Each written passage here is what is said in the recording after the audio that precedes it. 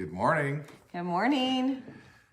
It's been a couple days. It has. Boy, it's been a crazy couple days. Yeah. Sick kids. Yeah, Bella's on the mend, feeling better. We found out that she has a double ear infection, and which is weird because she didn't have any ear pain at all. No. None. And in fact, when the doctor said, "Does your ear hurt?" she said no, and she said, "Well, it's pretty infected." And she was like, and then she looked at the other one and she said, "They're both infected." And she was like, "Oh." So now she joins Clara. Yes, her little cousin. Her They cousin. both have double ear infections. But good morning. Good morning. Let us know where in the world you are today. We have a lot of travel coming up. So we're going to be coming in from a bunch of different places coming up soon. I'm excited too because we're going to go live in all the different places we go to when we go to England. Yes. Which after Christmas. So we're excited about that. We're going to be in Ocala. And then this weekend, Ocala, for Bella is going to be competing in the World Equestrian, or at the World Equestrian Center in the horse show there. So we're so excited for that. Just trying to get her better for that. And I hear the Christmas lights are spectacular. Bella was showing me some videos. Oh, so exciting. Great. So anyways, this morning, what are we talking about, baby? Well, you know, in this year or the time of giving, and also in this time of folks with the economy and everybody doing the woe is me and all that kind of stuff, I think it's time we talk about how do you create an abundance mindset? So when everybody else is going negative, you can go positive. We were living in an abundance mindset before we knew what an abundance mindset was. That's true, we were. And we'll talk about that here in a minute. But what is an abundance mindset? Well, the basic thing is it means for you to be able to see the limitless potential in life. And so, you know, it's the glass half full versus the glass half empty.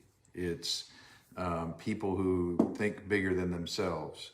Or people that there's enough to go around. They're not threatened by other people's success. Exactly. It's not like, oh, you know, she recruited that person and I didn't get them. It's like, you know, people are gonna, it's keeping up with the Joneses and all of that. So the glass half full is the one I really.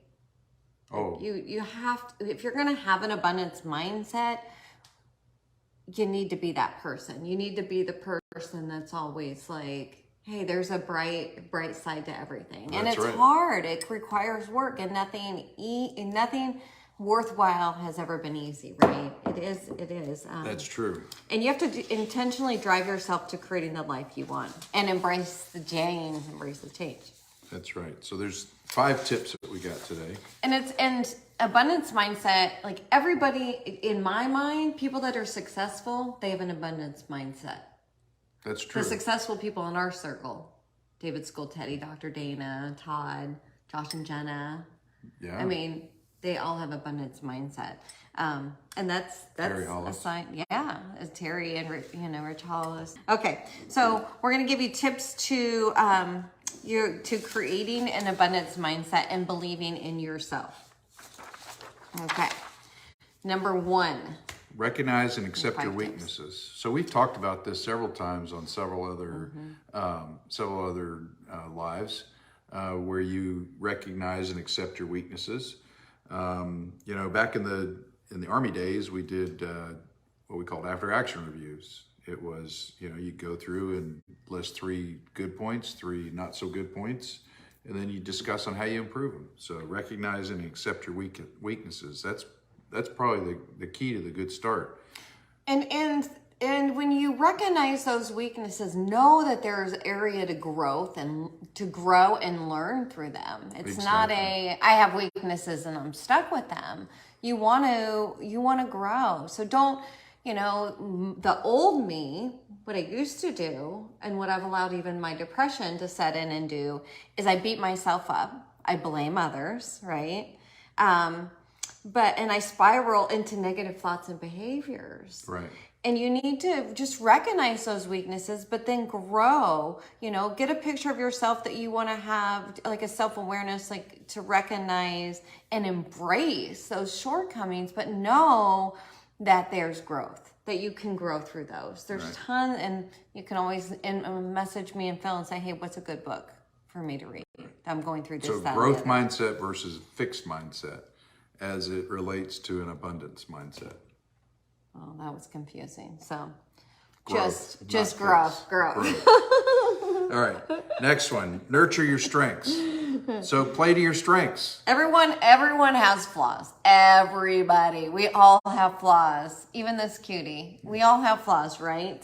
But we also all have strengths. And so focus on those strengths. And identify them. And if you're like me and I'm like, I don't have any strengths, that's how the old Jen used to think.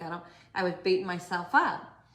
But go talk to somebody that loves you. Go talk to a friend. Find out what those strengths are, because we all have them. And if you're in our circle, you have strengths, or we really, like. Right. We draw on those people. We draw on the people that have, the people that. Because we want people around us that we like-minded people. Yeah, like-minded, right? Yeah. Okay. All right. So number 3. Visualize your potential. This is a very, very important. Visualization is very important. And some people are like, it's dreaming. Well, it's dreaming, but it's really visualizing. Am I just stealing the show here? No. What do you think? It's this not, house. Yeah, this house was a visualization. We visualized us living in a large house on the water. That was. And we used to go on trips with our timeshare, and we'd always do the upgrade fee. Right. And then we do the $70 a person, and we'd be right on the water with a view like this, and we'd just dream. And we'd have to pay for it, right? Pay extra just to have the view. Right. And we would visualize that one day that we would view. live That was way. our view. Yeah. So visualization, it gives you that mental picture before you've achieved it. And it really is a repetitive thing. And what was that that study that you read, the Russian study with the Olympians? They created 4 groups. 4 groups. One just did physical training. One did physical, like 75% physical, 25% mental. The other one did 50-50. And then the last group did 25% physical and 75% mental. And the group that did the best was the one that did the 75% mental training. So that just shows how visualization and the power of thought, so important. It really is. So important. And we practice that with goal setting and all those types of things. You visualize where you want to be. If you visualize, drop it in the chat. Yep. Give us an emoji, hands up, a star. Now, so number 4. I love this one. So recognize, rewire, and repeat. Yep. Negative thought patterns develop usually from a very young age. And it's usually based on what we've gone through, right?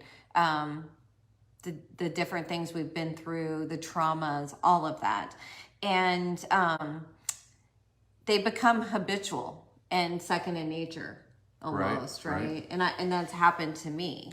Like, I stress about money. Like, kind of scarcity mindset with money, right? Yeah. Is I'm like stressed because as a child, my dad was always stressing about money, always stressing like if we'd have enough money to pay the bills and all of that. And so truly it's become second in nature. But how am I going to break that? Well, we're going to talk about that tomorrow. We're going to talk about that tomorrow. When you replace scarcity thoughts with an abundance mentality, you actually rewire it. And again, we're going to talk about rewiring tomorrow. Okay. Yes. And then lastly, donate and volunteer. Donate and volunteer. And some people are like, well, I can't donate. I don't have enough money, or I don't have enough time. Well, if you don't have enough time, that's where you need to start. First of all, you need to figure out a way to have more time. But we all have time to do something. Like I volunteered with Bella's classroom the other day. That's right. Right. It's just making time. It could be at your church. Our friends up the way here, they volunteer at the church, taking care of the babies every weekend. So, how do you volunteer? How do you give back? Connor goes and helps clean at his church every week. Yeah. Just like, how are you doing that?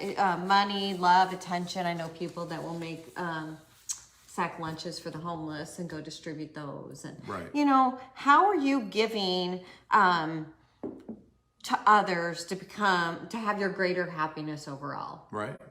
It's that abundance. It is. And, one thing, and as we close up here, one thing that I've always said, and before I knew about abundance mindset, what do I always say? If your hand is open to give, it's open to receive. That's right. So the more you give, the more you're going to bring back into your life. And Phil and I have led that for our whole 14 and a half years of marriage. We've always given, and the universe has definitely given us back. And just tenfold. Having that abundance mindset. Oh yeah, it's given us back tenfold. Yeah, tenfold. So I hope that you loved this topic as much as we did. It definitely, now that we are studying that within our leadership team and everything, it just makes me feel like we're where we're supposed to be, doing the things we're supposed to do. We're really very excited. We're really just not even changing ourselves. We're growing. We're growing. We're evolving into our best versions of ourselves, for our kids, for our grandbabies, for our friends, for our family, and absolutely. This was good. Yes. All right. He's so mellow compared to me. I'm like, right? Well, we are a great mix. Yes, we are. We're a very great mix. Love you. I love you. Okay. Bye, everybody. Bye, Deanna.